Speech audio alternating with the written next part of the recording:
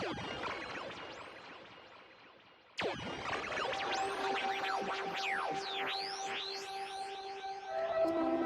entering the atmosphere of Planet Zero.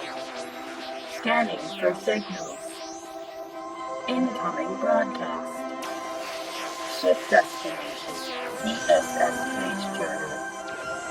Begin transmission.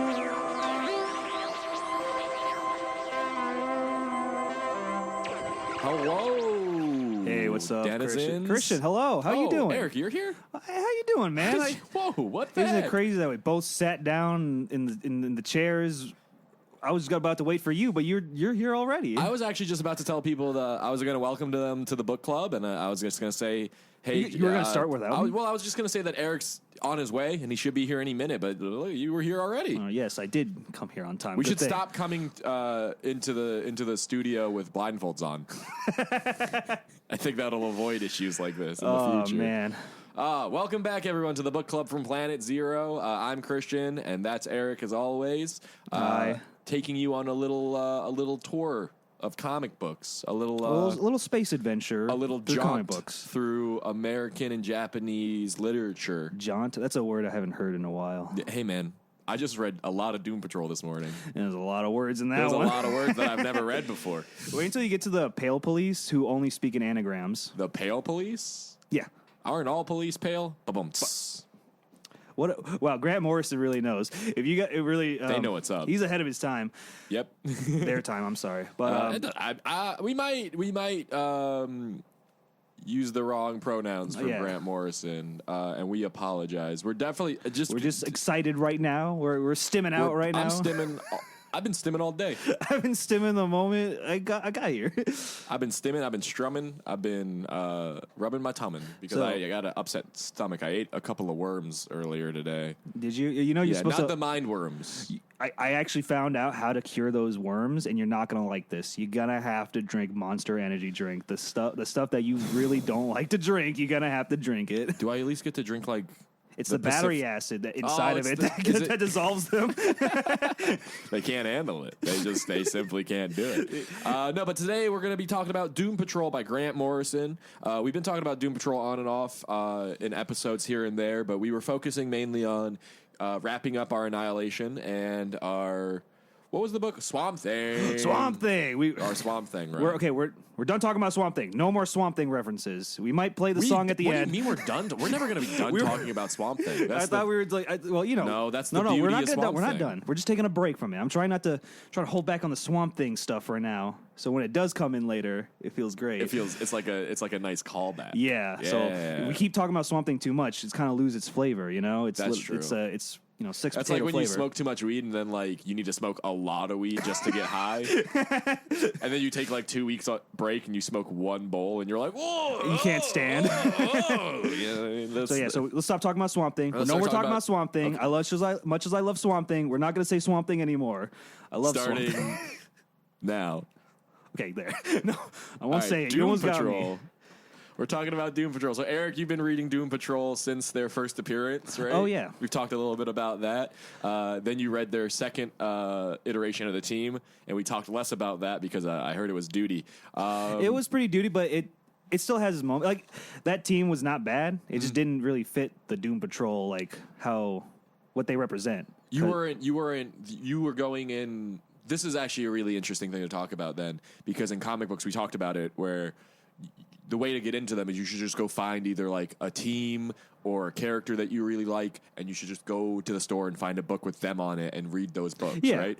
But then you get to a point in comic books where you might not be having fun with that team or that character, and at that point I would say maybe go back and read go back to the issues that you did like and look at the writer, and then go read other books that he wrote that might not necessarily be that character, but you'll find that are the same quality and maybe even hit a lot of the same themes that you enjoed from the character originally. I totally agree, because after Doom Patrol, I'm totally going to read Grant Morrison's Animal Man. Are you going to read his X-Men?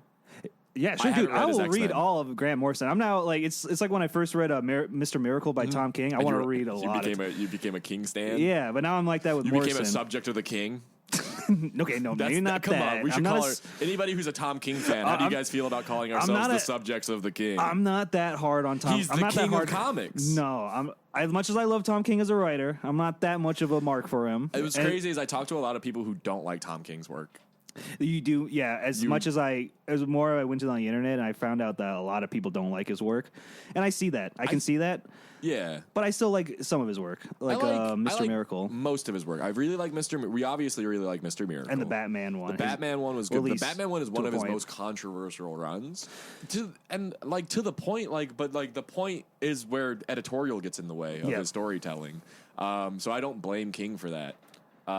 You literally, I went to your house the other day and you had a stack of comic books and other books that you were like, oh yeah, I'm selling these. And I was like, oh, you're selling these? And I was flipping through them and I found Heroes in Crisis. And I was like, Eric, what the?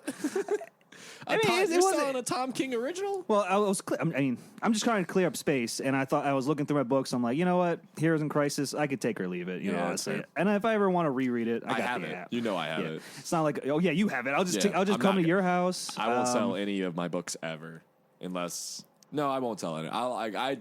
My life plan is to be walking through a post-apocalyptic America with a backpack full of comic books. That's your fallout. So you just take them out. I just have a bunch of comics on me at all times. That's a fun random encounter. Yeah, wouldn't it be? But no. So I also told Eric that I would read Doom Patrol, but only the Grant Morrison stuff. That's fair. Yeah, because you could start from the beginning. That's Golden Age, right? What? Or is it Silver Age? Doom Patrol? Yeah. It's Silver Age. Yeah. You could start from the beginning, and it might be a kind of a trudge. A trudge to get through it because Silver Age has not dated pretty well. A lot of its stories. No. But you still get the plot elements that they bring back up later on, and you're like, ooh, I know what they're talking about, and it's like a ring of manga, pretty much. Long-term storytelling is very rewarding to a reader. Yeah, no, it is. And we talked about that too a lot on the podcast. And I think this is a good episode to just kind of re-bring up. If you guys have been listening to us for a long time, if you've been a fan since episode 1, first off, good on you. Yeah, a clap for you guys. Let's give a clap to all you faithful fans out there. All you faithful fans who have been able to put up with the ramblings of two borderline idiots. Yeah, we want to thank you. We do want to thank you. But I also want to, for anybody who's been hopped on to the new season or the new kind of a string of episodes in our new schedule and format, I want to say that this is about comic books, and we just talk about the books that we're reading. It's a book club, but we also want to just educate and inform as well. I know. So comic books are a little more accessible because I feel okay. Sorry, go on. No, go ahead. Well, I feel like people watch these movies, but they don't. And they're good movies, some of them, but reading them is completely different. It's a huge difference. Yeah, huge leap in experience. It's not like manga and anime where it's okay, the anime is just taking manga directly. Yeah, pages. It's not a direct. Most cases, it's not a direct adaptation, and even when it is a direct adaptation in comic books, elements can be lost. So they're didn't Invincible had a crossover with Spider-Man? He did, and they couldn't do a Spider-Man. They couldn't do it, which was weird because they should have been able to do it anyways. But also, you're gonna love this. One of the most accurate adaptations in film from comic book is the Watchmen movie. Yeah, but it loses a lot of the meaning of the book because the tone is thrown away. I know, and the monster Zack Snyder changes the tone to a action film and a cool action superhero film rather than a critique on superpowers. Yeah. Going off of that, I was watching a YouTuber. He was talking about the Batman Year One film. Yeah, because he read it first, and then the movie made it, and it was pretty accurate. Movie? Yeah, they make it pretty accurate, but they changed Jim Gordon to be more like a stoic man. While in the comics, since this is his first year, he's kind of like a bumbling guy who doesn't understand the system pretty well. He's learning as he goes on. Isn't he a rookie detective? Yeah, he's learning the system as he goes on. But while in the movie, they paint him out as a guy who's already a hero, ready to do something. But that's because I think changes happen like that because general audiences have expectations for the characters. Yeah. Whereas a comic book reader understands that, like you were saying with longevity and long form storytelling, these characters evolve over 50 or 60 years into who they are, but they maintain their cores, but they definitely do change a lot. Yeah, sometimes a writer might go off, do their own thing with the character. Like, I know Superman and Wonder Woman had their years of just like poo-poo because a bad writer this is how they I'm going to interpret Superman as like a alpha male, and that did not work. No. But it's good that they go back. There'll eventually be a writer. They'll come back and know the true heart of a character, and then keep it going. Yeah, they'll return to the roots. Is what I think what the phrasing there is. But like Grant Morrison did that. This feels like Doom. This is what I was expecting. This is what I wanted from a Doom Patrol book. Yeah, it complete. Like I knew it was going to be weird, but I was not expecting. And speaking on adaptations and movies and films and TV, this book, if anyone's seen the HBO show, is such a good book to read for you. Oh my gosh, it's such a fun book. Negative Man is queer, which is awesome in this book. Like, because in the other books, he's just a normal dude. Yeah, normal dude, right? Then there was Negative Woman, and then now you have this new negative person called Rebus. Which is like a man and a woman that got fused together. It was wasn't it like Larry Trainer, psychiatrist? Or it like was doctor? Larry's doctor. Larry's doctor and Larry got fused into one person because the negative spirit decided to return to Larry, but also something about the negative spirit needed a host to keep living, and like Larry wasn't enough, so he had to like grab the doctor too. The negative spirit is polyamorous. Yes, and one partner is just not enough. So negative spirit fuses their body together, and it's a body with both man and woman. Yeah, and then autonomy. And Robot Man still insists on calling them Larry. Yeah, and like even though Rebus is all like, Cliff, I'm not Larry. Do not call me Larry. My name is Rebus now. And Cliff's like, I gotta call you something, Larry. And it's like, I literally just told you my name is Rebus now. I'm waiting for that moment Rebus just call him Robot Man just to take on, because I know Cliff hates being called Robot Man. Yeah. And he's like, that's a good one, Rebus. You got me. But like this book is, first off, highly recommend to anyone who's interested in Doom Patrol. I would highly recommend it to any X-Men fans who want to get into DC and a similar kind of like setup. They're definitely way different, but you have your crazy man in a wheelchair who's willing to do anything for what he deems as the greater good. And you know what? All you anime fans out there, I think this is pretty good. Because anime is pretty weird itself, bizarre. I think Japanese cultures, like, they really like the absurd and bizarreness. They really like, so I think if you're like an anime or the like wackier it is in Japan, the more popular it is. Yeah, I think you'll find something. You'll get into this one for sure. I will say that I just flipped through this, and I just flipped through some of the Brotherhood of Dada fights, and I was like, oh, this is straight up ripped out of a JoJo panel. It felt anime when Frenzy, the tornado guy, split them up so they each have like a Brotherhood of Dada person to fight. That's so 100% cool. A Stardust Crusaders move. You think Grant Morrison read Stardust Crusaders? Oh, he mentions manga in this, which is insane in the 80s. Oh, yeah. Because there's a part where I got to that part and I was like, oh, this is why Eric hates all the sun-named Sunfire, Suncape, Fire Lord, because of the Sunburst guy? Sunburst, the Japanese superhero. I'm like, oh, this guy. Yeah. I also do think it's weird that both in DC and in Marvel, the Japanese premier superhero for each, like, it's sun related. It's a fire powered sun guy. It's Sunfire. It's because they just look at their flag and they're like, oh, it's the sun. Land of the Rising Sun. It's the sun. Just make him a fire powered guy. Yeah, that's the Japanese hero. That's the Japanese love sunshine. But they did bring in Dr. Light later. They do. Back to Doom Patrol. Let's get into the beginning of Doom Patrol Volume 1 by Grant Morrison. Yeah, so this takes place right after the invasion storyline of DC, when a bunch of aliens came in and started just invading, because they were upset that all these Earthlings are coming up with superpowers and all that stuff. The meta gene, which is like them DC trying to do like the X gene. Yeah, I think it's heavily inspired from that. Probably, yeah. Like they wanted to do their own thing, so they made their meta gene. So what happens is that during the point of the war, a rogue scientist from the aliens, from the Dominators, he creates a metagene bomb to just accelerate the people's metagenes, so their powers just kind of go haywire, or people who have dormant powers, they come out. So I'm going all over the place. You're good. So this takes place after that. Yeah, the first 4 issues of this run is a storyline called Crawling from the Wreckage, which is pretty much after the invasion war. Yeah. So with the Doom Patrol, what was their role in the invasion? Did you read Invasion? They were just there to help out. Okay. But the thing is, Celsius and Scott died. Okay. That was the thing. They were like the characters that died, and the first superheroes that died during that. Oh, I'm sorry, I'm retracting my steps. Yeah. Celsius was the first superhero that died during the war, and they brought that up. And then Scott died, was the first hero when the metagene bomb hit. So their deaths are more highlighted in the Invasion storyline, I guess is what I'm saying. But Robot Man's there. He helps out. Watches his friends It's die. a big crossover event, so like there's a bunch of heroes doing their own thing. There's a lot of stuff going on. Yeah.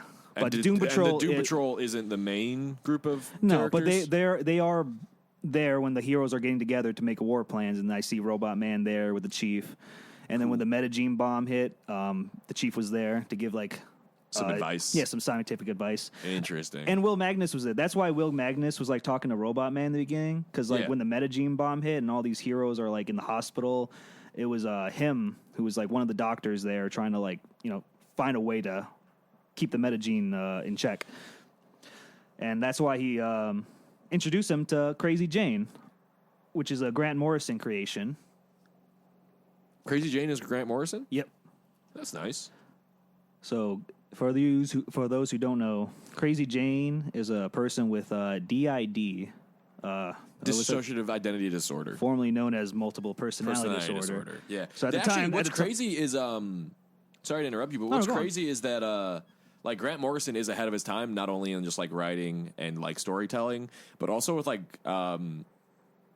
mental health kind of awareness and gender identity, because he doesn't call it they call it multiple personality disorders, but it's directly after he calls it a dissociative disorder.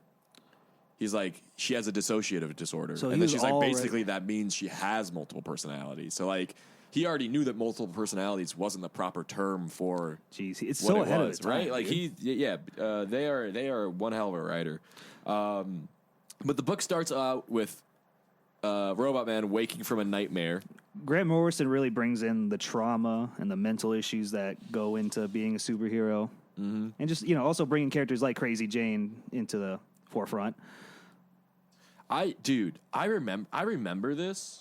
Which panel are you looking at? There's this panel right here where it goes over to the Almanance Memorial Hospital where Larry's being held and being treated by his doctor, like right before the negative spirit has him and his doctor blended together. There's this panel right here where in the background you can see the janitor finds like this little black orb underneath the chair, and it, like they go out of their way to show him pick it up and put it in his pocket, but I don't think anything ever comes of that. No. Right, but like I don't believe that. I remember there that has too, to be. yeah. But I'm pretty sure they mentioned something like that. This will be a good reread. I'm definitely going to reread this series. Yeah, and then we have Josh and Calder saying goodbye to the old Doom Patrol headquarters. I literally thought Josh was going to I thought he wasn't even part of this run, because I thought like, okay, let's get rid of that old run, those heroes that didn't really fit the Doom Patrol. Yeah, but I'm glad they kept Josh. Well, he's like a medical guy, right? Yeah, he's a medical guy, and he also helps as a straight guy through all the weirdness. He was in Suicide Squad too, wasn't he? No, that wasn't him. No, but he was in the Doom Patrol show. No, not like he was in the Suicide Squad. Remember when the Doom Patrol showed up in Suicide Squad? Yes, that was him, right? Yeah, with Mr. 104. Yes. Yeah. Was that before this or after this? That was during. No, that was before this. That was before. That's what I thought, because there was also it was Celsius and Negative Woman. That's right. They were there. Okay, cool. So Will Magnus then eventually visits Robot Man. Larry and his doctor get molded together in a very cool panel. Dude, I'm getting that poster. Do you think we should bet? I'm actually getting this as a giant mosaic tattoo on my back, including these two panels down here. Of the two guys reacting, like, what? Oh God, get help! Someone get help! Yeah, I'm doing both of those. But then Robot Man gets introduced to Crazy Jane, and they actually, help each other out, because Robot Man's still going through some trauma right now, not only from the invasion war, but since he's been a member since the very beginning. Yeah, and he's been a robot for a long time. He's seen friends die. He's kind of done with the superhero stuff, but then he talks to Jane, and they all. He was a very What's the word? Because it goes, what do normal people have in their lives? And he's like, what? And she's like, what do normal people have? And he's like, you're asking the wrong person. Oh, he levels with her. He's like, yeah, no one. They level each other. Yeah. Just like the show. The show does it too. No, yeah, they have a great relationship in this book and in the show. And then the guy crashes his car into a bus and comes out on fire and goes, the scissor men are coming. The scissor men! Yeah. Oh, that's when I knew the craziness is coming in. They brought in the scissor men. Oh, is that the guy? Which guy? Oh, I'm now just putting this together. The guy who crashes into the bus is the guy with the book. That's where they get the book from. Yeah, because Coulter mentions the book. Yeah, they mentioned the book later, but I never pieced it together that was that guy specifically. I'll be honest with you, I forgot too. I had to go back and like, wait a minute, wasn't there a guy on fire with the book? Yep, and that's what it was. We got the first look at our new negative man in his bandages after they wrapped him all up. I guess you call it a negative person. Negative person, yeah, that's true. But you know, man, woman, we're all man. The negative spirit. I don't know. I think it's just Rebus. I think it was just Rebus for this character. I'm going to call him the negative man. And then it has one of my favorite panels ever, which is Niles Calder, like kind of talking to Rebus and asking Rebus like what he is or what they are or like what's going on. Mm-hmm. And like it's funny because like clearly Calder's one of those like morally gray characters. Yeah. That like Professor X also is the same kind of morally gray character, and it's these characters who like it's almost like it's for their own amusement rather than the greater good that they put together these superhero teams. Yeah, it's almost like they find it to be fun. You get that with the Chief. Yeah, I get that. That's what I get from the Chief because he's in here. He's asking Rebus all about what happened, right? And then they go out into the hallway. And Josh is like, wow, that's pretty crazy, huh, Calder? And then Calder's like, come on, man, you should read more. Like, yeah, read more, Josh. Just because he has the reproduction organs of a man and a woman doesn't mean he's a weirdo. And then he goes in there and goes back into their room, and she's like meditating in the sky. She's doing a sexy floating pose. A sexy floating pose in the middle of the room after they walk out. Yeah, then he walks back in. Right after they walk out, he goes, Rebus, and they're like, yes. He's like, would you like to join my Doom Patrol? Not even like getting mad. Look at that panel. I bet that he didn't consider them joining until he saw the floating like sexy pose in the air. No, because I think he re-enters the room. Yeah, they leave the room, and then he goes back in and sees Rebus in a sexy pose. No, I think he has the intention, because he goes back and he goes, one moment, please, gentlemen. I'm going to ask this freak to be in my team. And then he does. And then this is a cool conversation that... and Will Magnus also created the Metal Men. Yes. Yeah. One of our other favorite comic book hero teams. Yeah, right. The Metal Men. You love the Metal Men, dude. I think they're cool, yeah. But he's talking with him, and he's like, and in this issue, or in the main continuity, Will Magnus is the one who made Robot Man's body. It wasn't Niles Calder. The first body was Niles Calder, but the second body, that's Will Magnus starts helping out. Okay, cool. Yeah, so Cliff tells him that he like is forgetting how things felt. Like all he had was the memory of sensation, and now he's starting to forget that. That's so sad. And Will Magnus tells him that he's going to go work on it. And then he goes and he hangs out with Jane again, and they see this guy. They see Ralph jump from a building and kill himself and go, the Scissor Men are coming. The Scissor Men are coming, dude. Which is crazy because that's like a season 4 creature from Doom Patrol, the show. So it's awesome seeing them like right now in the very first book. Yep. And then the book gets pretty horror. It gets very horror based, and it starts going from from 70 to like a million, like real quick. Yeah, it's definitely from 0 to 100. First of all, 2 pages. Yeah, first of all, there's scissor men coming, and they're like terrorizing people. I'm like, what the fuck are these scissor men? And then you hear about this whole world. What's it called again? Orquith. Orquith. Orquith, I think it is called Orquith. So they're being invaded by this fictional world called the Orquith.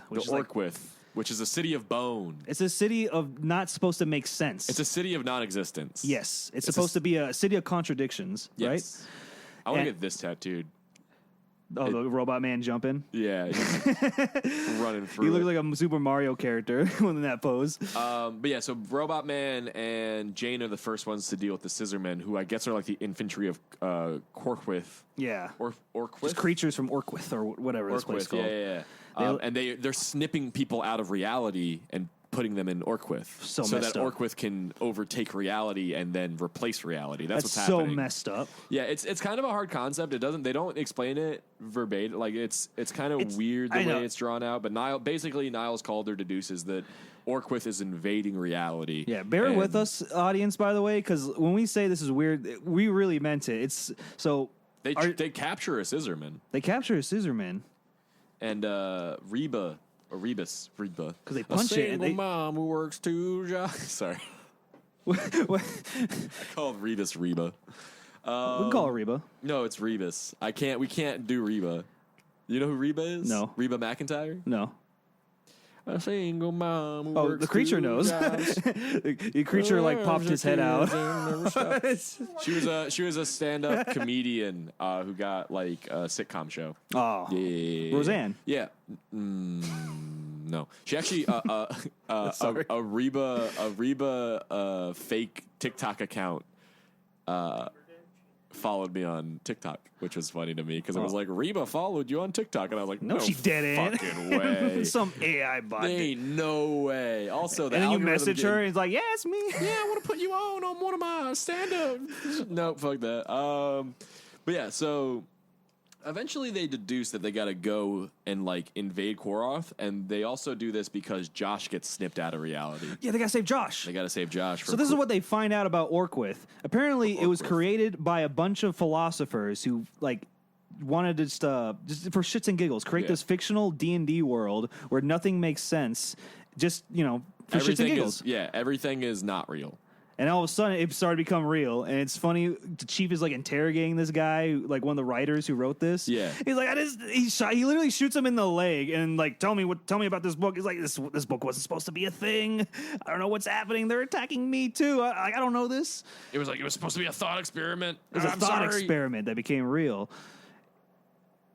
Oh man, he comes in, he shoots him in the leg immediately. First off, he blows the door off. Yeah, Chief, what the heck? I'm pretty sure if you knock the door, I think he'll let you in. Yeah. But Chief was like coming at this guy like he's a super villain. Busting into people's homes. Defensibility in the flowers of hiatus. How do they even talk? I have like a... my brain starts having cancer the moment I start reading what these people are saying. Jesus. No, so what happens is one of Jane's personalities is able to decipher any kind of like... Puzzles or whatever. And this book that this guy crashed into the bus with that was unburnt is this kind of like weird book that has black pages that is written in almost like a Braille kind of text. Yeah. And they don't know what it says, but Jane takes it and reads it, and then she explains to everyone what Quoroth is and Orquith is, and you know her. They don't call her Crazy Jane for nothing, so they can't really understand what she means. But Niles is like, all right. Niles is experienced in weirdness, so he's like, yep, that makes sense to me. Niles like, I know who wrote it. And then Josh gets taken by the Scissormen, so the Doom Patrol heads off to go save Josh, and I feel bad Calder for Josh. Heads off to go try and learn how to stop Orquith from taking over reality.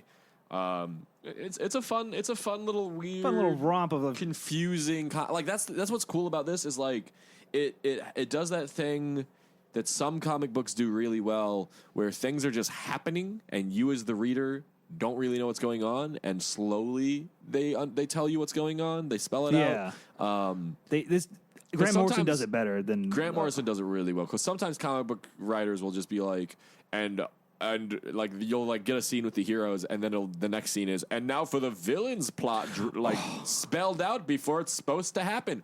Almost like with that brand of storytelling, it was big in the Golden Age and the Silver Age too. It's like I know that the villain's gonna fail. Mm-hmm. Like You're creating like I know that Superman is always going to save the day. Yeah, that was me when I was reading Moon Knight, and you got these long like monologues of this guy just talking about how much he hates Moon Knight. Like, dude, you're exactly. I don't care about reading about you. Yeah, and then I had you read the Lemire run, and it's like, what the hell's going? And now I'm actually kind of genuinely worried because I'm in the dark about the plot of what's happening. I don't have the villain side of them expositing what they plan on doing. I just have the hero dealing with the plan. We're unfolding. walking with the hero on what's going on. Like, and that's why Robo Man is such a good character, because he kind of like he's pretty much us. Yeah, he's trying to deal with the craziness. And I'll say later in this book, they do he flips it on its head, because with after let's finish talking about the Scissorman. Okay, the Scissorman and Orquith. So they find the two leaders of Orquith, these two guys with clock faces. One's a liar, one always lies, and the other always tells the truth. Just like me and Eric. One always lies and one always tells the truth. Right, Eric? That's a lie. Actually, I think it flip-flops between us. Yeah, that's true. Actually, we both just lie. actually, I'm realizing now that we just both lie. We lie all the time. The thing is, one of us is going to break. That's the thing about me and you, Christian. We'll lie to each other, but one of us is going to break. I want a moral disclaimer, okay? Kids, listen up. Lying is objectively morally bad. Yes, I'll agree with you on that. But it's also funny. It's also really funny. And if you do it well enough, it can be absolutely a grand old time that you can have with your friends.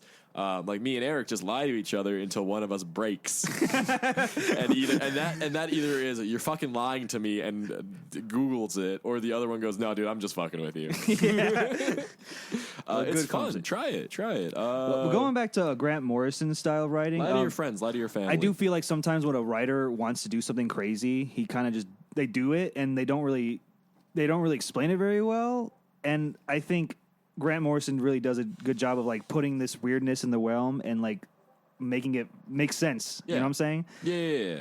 So making it to where you're not in the dark. Yeah, making it to where like you don't end the book and go, what the fuck? Like the first issue you might end and go, what the fuck was that? But by the time that the narrative has wrapped up of that arc or whatever story that Grant Morrison is telling, you go, oh, wow, that was crazy. Like at first I didn't know what was going on, but by the end of it, you know exactly what happened, but you still have this sense of like, what a wild ride, right? Yeah, I don't feel like I'm getting gypped or anything. Like I feel like this is well worth the read. Oh. That's fair. And then we get two epilogues at the end of the four. So the first four issues is that from the wreckage, crawling out of the wreckage, and then the last we're introduced two, to Dorothy Spinner. Dorothy Spinner? Yeah, you remember Dorothy Spinner? No, we get an epilogue. We get an epilogue of Rhea Jones. She's in a coma. Do you know her? Yeah, she was on the run before this one. No. Yeah, her name is Lodestone, and her ability is she loads stones into her butt. No, she just has magnet powers. I'm sorry, and that's a dumb joke.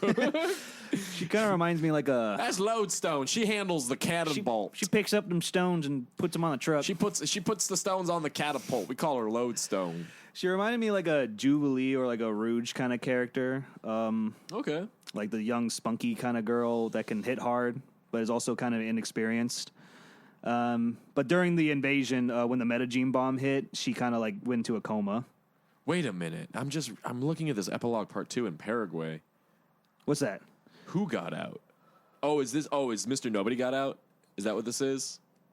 I think that's Mr. Nobody. I think that is Mr. I was confused because I thought that was Red Jack, who is our next antagonist. Oh, then I keep forgetting about Red Jack. Actually, you know what? Technically, I think the Doom Patrol are the antagonists. You think so? Why would you say that? In the definition of antagonist, an antagonist is just a character who is there to stop the protagonist from achieving their goal. That actually makes sense. And Orquith is trying to take over.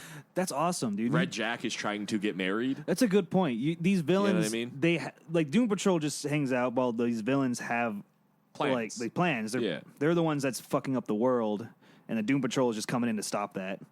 And then the Ape-Face Girl shows up. Ape-Face Girl. That's not nice. That's her name. Her name is Dorothy Spinner. That is her name. And she has... Dorothy Spinner. The Ape-Face Girl. No. She does have an ape face. She does have an ape face. But that's not her superpower. But it is her super identity. Yeah. Okay. Don't try and. Do you get her name, Dorothy Spinner, Wizard of Oz? Yeah. Because Spinner, tornado. Well, I was thinking it as Dorothy Spinner, because like Dorothy is like Wizard of Oz, and Spinner like spinner of tales. Oh, well, that's also worse. 'Cause I she, just thought about the tornado that Dorothy gets swept in. Sound off in the comments, y'all. Is it Dorothy Spinner because of a tornado, or Dorothy Spinner because her powers is that she makes up imaginary friends? No one's gonna. I don't think anyone care enough to write their own. On this week's Q&A in our Spotify Q&A section.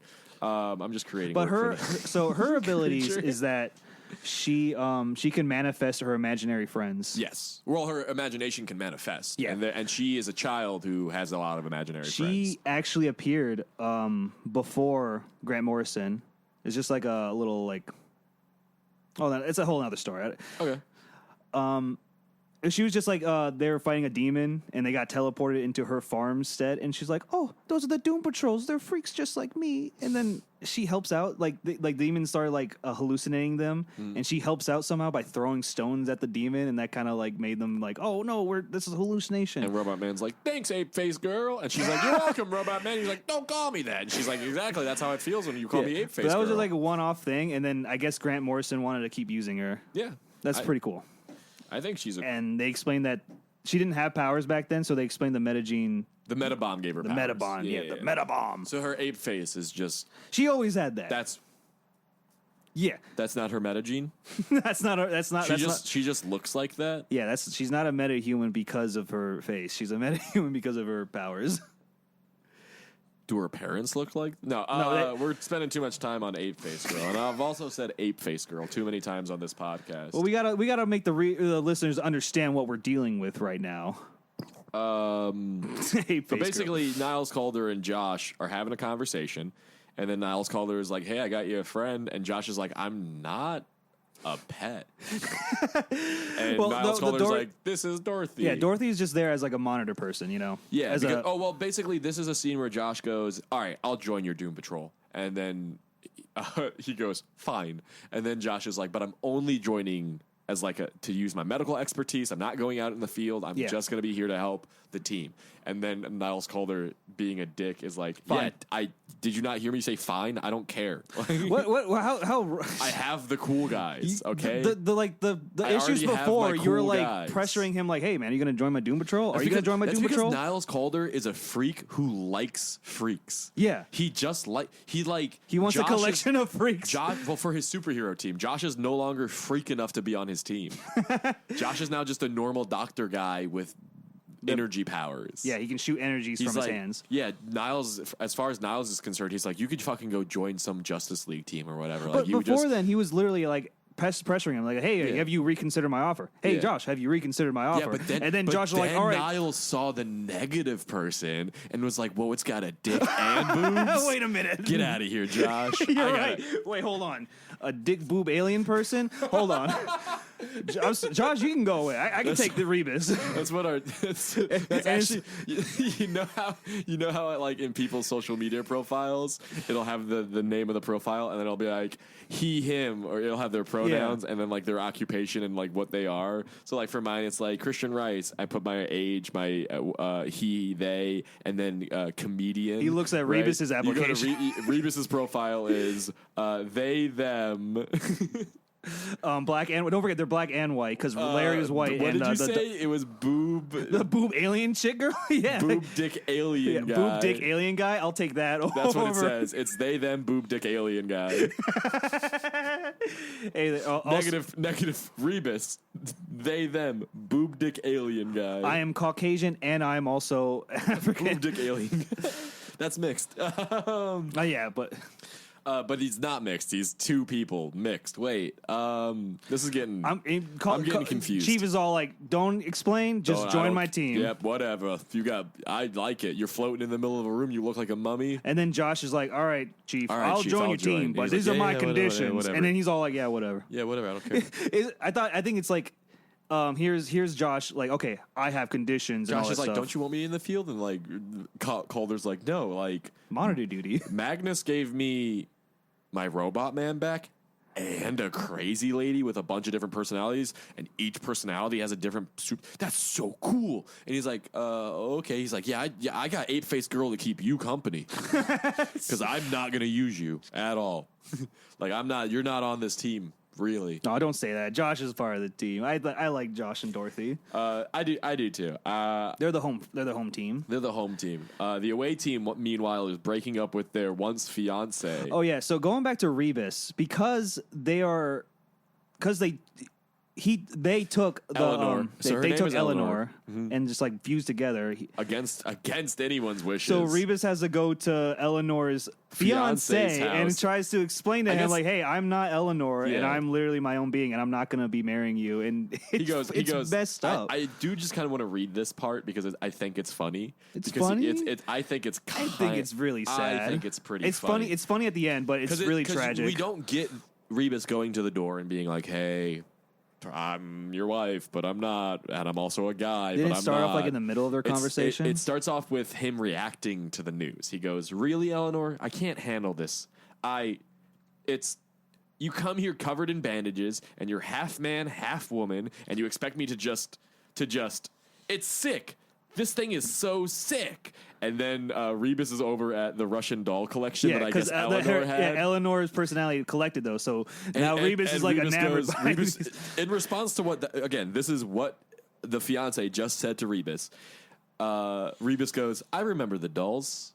I didn't collect dolls." And then the fiance's like, "Dog, you're talking about the dolls right now? You're talking about the dolls?" Right? And he smashes his whiskey glass, gets blood all over his hand, grabs a picture of him and Eleanor, gets blood all over that, and then he picks it up and he goes, "Blood, symbolic, right? Just like a movie. It's like, what are you doing right now?" So he's having a mental break. I feel bad for this guy. He had his whole life set out with this He's like holding up this picture of them, and he's like, "This is us.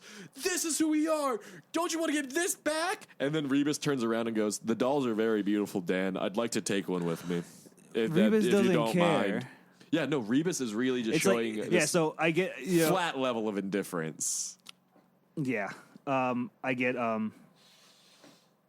why Robot Man like when Robot Man like calls him Larry. Yeah. It's all like, "Man, that's messed up, Robot Man." But also like, Rebus, you're kind of messed up too for just like ignoring this person's feelings. Yeah, Rebus.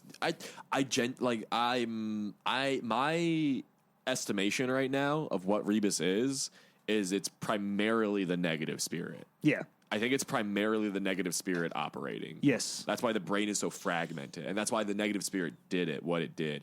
I think the negative spirit combined them so that the negative spirit could live. Yeah. And how many more times can I say the negative spirit? This feels like when I was doing the ape-face girl bit. Now we're saying ape-face girl again. It's At fun least to we say. haven't said Swamp Thing. Fuck! No! No, we're going to have like 30 episodes of not talking about Swamp Thing because you had to bring up Swamp I'm Thing. looking at the clock right now. We've been going for 42 minutes. We should just scrap this 42 minutes because we just said Swamp Thing. You know what? Let's just talk about Swamp Thing now. Okay. Swamp Thing. That theme song sucks, dude. No. No, Doom Why? Patrol has a way better theme song. Doom Patrol. Doom Patrol. Doom Patrol. Doom Patrol. All right, anyways, meanwhile, Robot Man and Crazy Jane are going to the Scissorman attack. Oh, we're still on the Scissormen. Or they're no, going no, to, we they're finished going to this. some. No, they're not. They're going to a general hospital. Oh, they're going to where Rhea got taken. Red Jack. That's what we're talking Yes, about. Red Jack. We got so caught up on negative person. We got caught being up on awful. Ape-Face Girl and We negative. started talking about Swamp Thing. We went from Ape-Face Girl to Negative Spirit and then back to Swamp Thing. What is wrong with us? This is the fun part because this is where they learn about Red Jack, and this is one of my favorite moments because now Cliff is all Doom Patrolled out. He's got his jacket on. He's got his little boots. I love this jeans. attire for this. They're run. like very 80s grunge outfits. They're wearing black jackets and trench coats. I wish I never wore this costume. Flown it, baby. Flown it. Oh. Like he likes being a superhero. Yeah, like so- Cliff genuinely enjoys it because there's moments in this where he when she discovers that she needs to go get books. She's like, I need books. Because she's gonna do a spell to get into Red her Jack's personality just kind of switches to to a personality that knows how to fix this, and that personality just goes for it. And like, I gotta get books. I need books to figure this out. And then Robot Man's like behind her, like, oh, okay. But then she busts through a freaking bookstore, just crashed through the window, and then staggers, going, ow, covered in blood, grabs a bunch of books, and then walks out. And while everyone's trying to figure out what's going on, you got Robot Man finally shows up. Hey, everybody, it's fine. Hey, We're it's superheroes. okay. She's a superhero. She's a superhero. It's fine.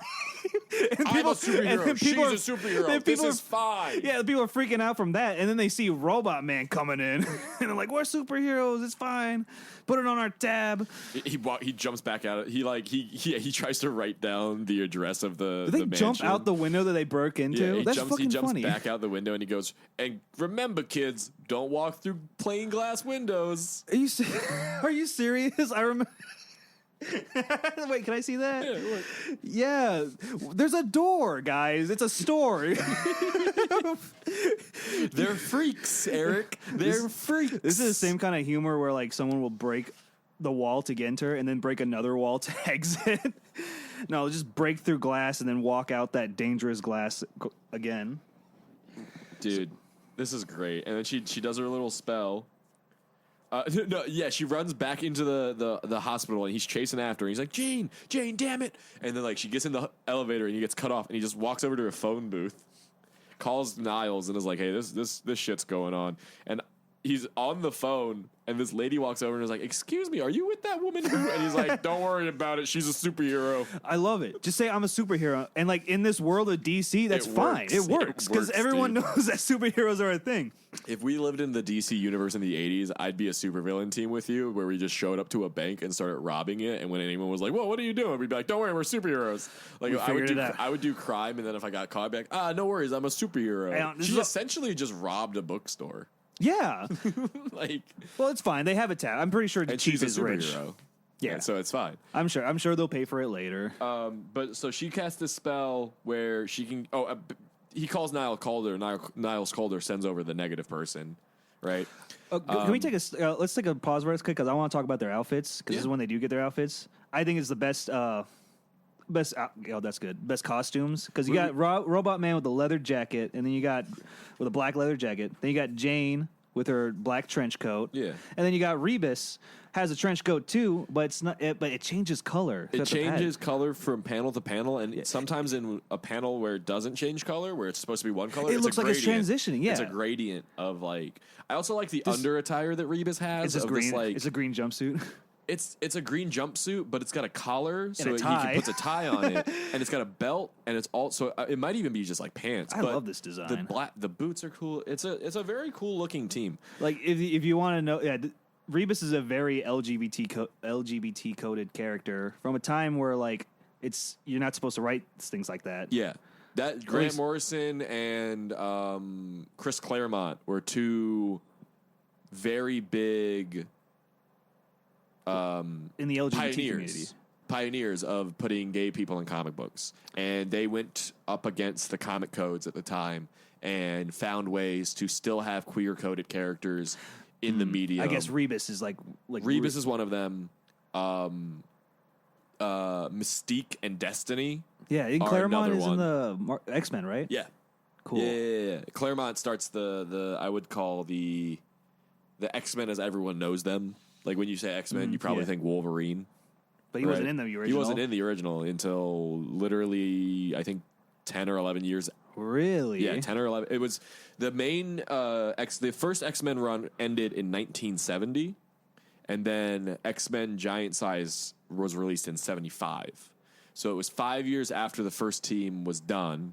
And they first came out in 1963. So they already had like a good run. Yeah. And then they made another run, which is like amazing. Yeah. That was awesome. That's awesome. Yeah, the first X-Men run, I think, went for about 90 or so issues. 90. Because I think it's Giant Size X-Men, and then it's X-Men, I could be wrong, but 95 right after that. X-Men Anyways, 95. Talk me through a little bit about what's going on in the house that Jack built. Man, I can't even... It's such a, it's quite frankly, it's only a 2-issue. So Red Jack is pretty much this entity that comes into their reality and just like murders people. He's Jack the Ripper from 1800s. Yeah. And now he's Red Jack now in the 80s, kidnapping Aria who's in a coma because I guess she has red hair and she's beautiful. He wants to be married to her. Yeah, he also like his murder victims. He turns them into butterflies and then puts them in like a mausoleum, like pin those butterflies. So his victims are trapped forever. Is he Red Jack or is he the butterfly collector? His name's Red Jack, but he goes by different names. Like like you said, Jack the Ripper. Oh, look, it's Reba's the Joker. Joker skin right or colors right there. Purple jacket, green undersuit. Yeah. But So Red Jack's just a just weird murdering entity, and I forgot what they did to stop him, but I do know Jane. He exists in a realm that there is no death, there is only pain.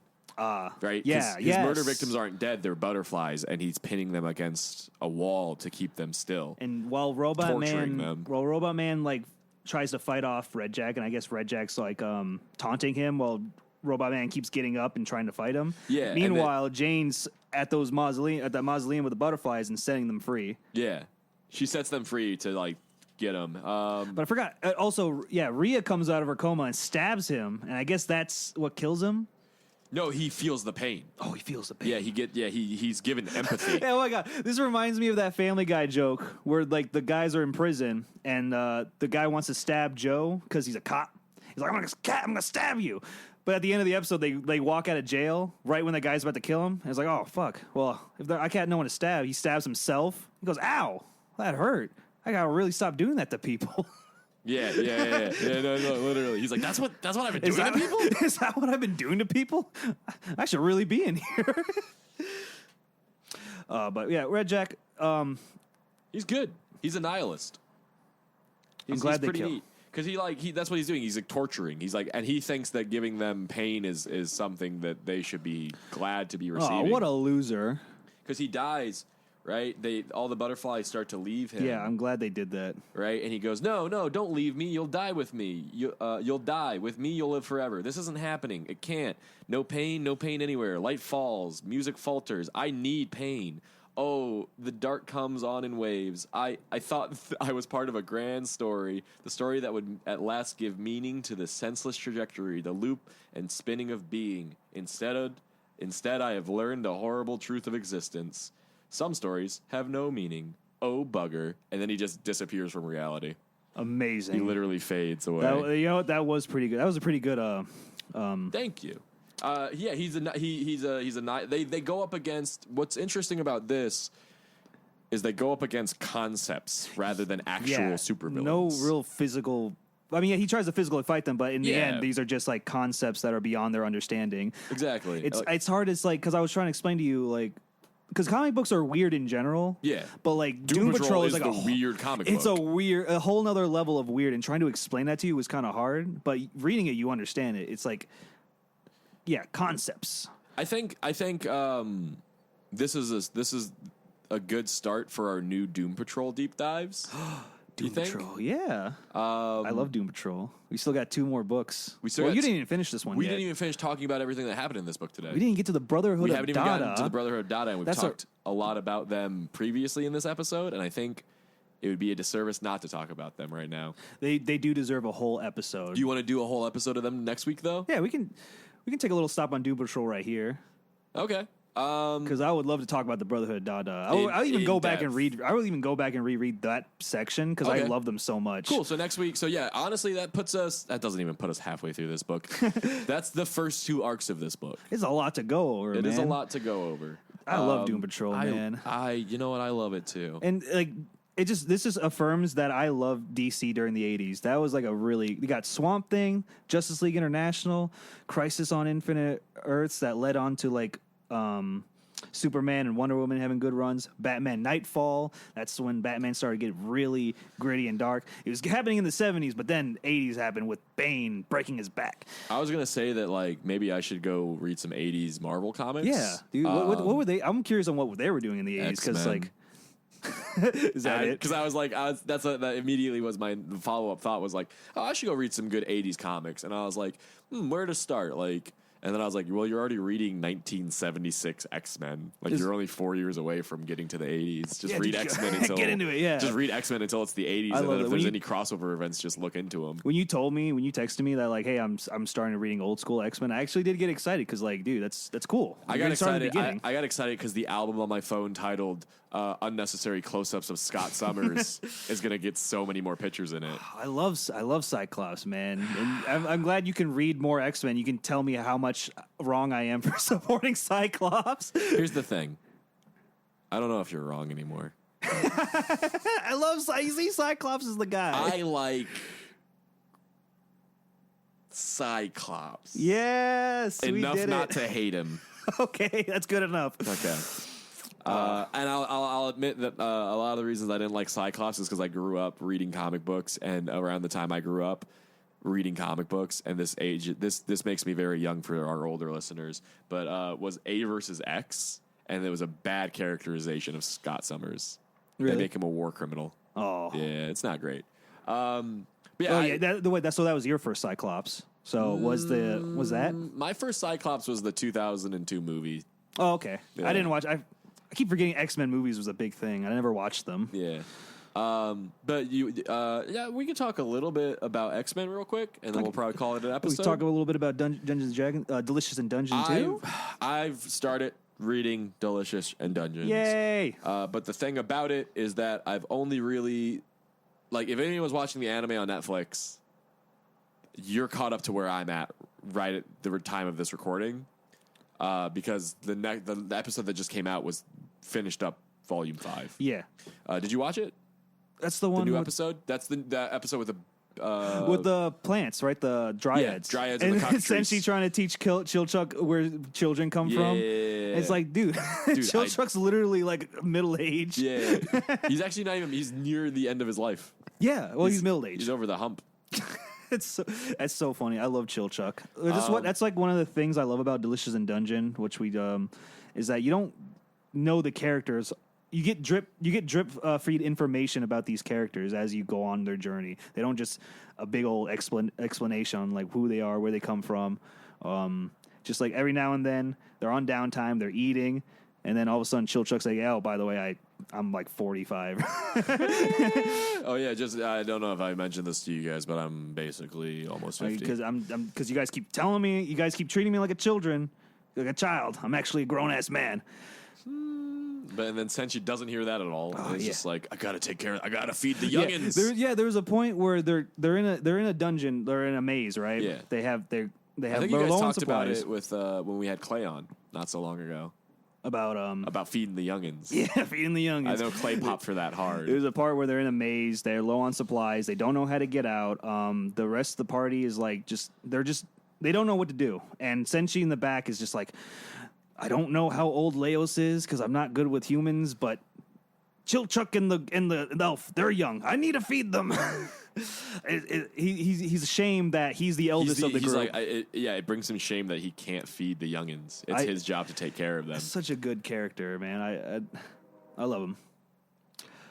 But I can't wait for you to get into this because what sucks about anime sometimes, like you gotta wait. It's so slow. You gotta wait it's week such after a slow week. pacing, and same with live action. We were talking about adaptations at the beginning of this episode.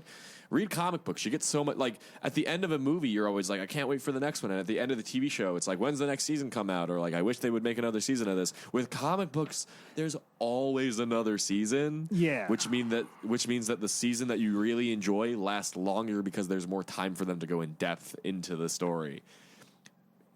Some people can't read though. Yeah, I know. Reading is very expensive. It's a good hobby though. It's a good hobby to invest into. I just think reading in general is good for you. Like I would like if you're into all the movies and the TV shows and you're buying every subscription based service to watch everything that comes out on all those shows, I think you'd be spending the same amount of money as if you canceled those and just went and bought a couple of trades every month. Yeah. And I feel like you get the same amount of enjoyment. But that's just me. And that's our show, folks. Welcome to our show. Welcome to our show. This is the start of the show. I hope you guys love that cold opening. All right. Because this is when the real shit starts hitting the fan. Today we're going to talk about Swamp Thing. All right. All right, everybody. Thank you, though, for listening to today's episode. Eric's going to go have a giggle fit. I'm getting tired of talking into this hat right now. I don't know if we're missing a pop filter, so I just washed this hat, so it's like this the laundry detergent's like all in my nose. Jesus. You know what I'm saying? Go ahead and go follow us on YouTube at Plant Zero Productions. We actually just released, we have another sister podcast that just released with our good friend. Oh yeah, check out if you want Kyle more manga. Russo, Yeah, music man extraordinaire. I've never seen him and the creature in the same room together, but I don't know what that's about. Check out the One Piece podcast. Yeah, if you guys are into manga or anything, we have a podcast called Two Piece in a Pod. Two Piece in a Podcast, where our boy Kyle and another friend Ben. Yes. Two great guys who have a big passion for One Piece, for music, for manga, for anime. Go check them out. They'll be on our YouTube page at Planet Zero Productions. There's also JoJo, our JoJo podcast JoJo that podcast I'm is still in. there. Yep. So I'm allowed to pop for this to put it. And then follow us on Instagram at Book Club from Planet Zero. Did you start that Twitter? Yeah, I did. What's the Twitter handle that they can follow? Oh, it's at Planet Book Club at P340. Yeah, Planet Z, then 3, The 4, and then 0. We had to do league speak because all of the iterations of Planet Zero were taken. But you could just look up Book Club from Planet Zero. That is and also that's true. Also our header. You can do that. Follow us on Patreon. Support the show. You guys, everybody who shout out to all of our Patreons who support us and send us whatever they can. Everything helps to keep the lights on and get this out to you guys and get more shows. Hopefully, Yeah, because we're about produced. to run out of money right now. No, and also follow me on Instagram and TikTok and all that at Christian Rice Comedy. I do stand-up comedy. I think I'm funny. If you think I'm funny, hopefully that's why you're listening. I think you're funny. You should check That's me out. why I invite you to my podcast. Wow. I thought it was our podcast, but that's okay. It's okay, yeah. Good night, everybody. And we ran out of money just now. No.